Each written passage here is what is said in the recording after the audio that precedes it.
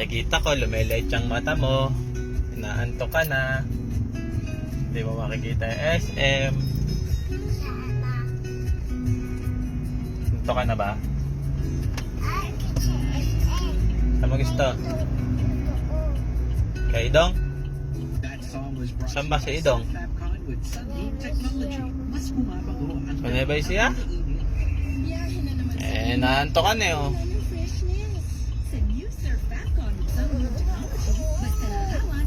Naantok ka na ba?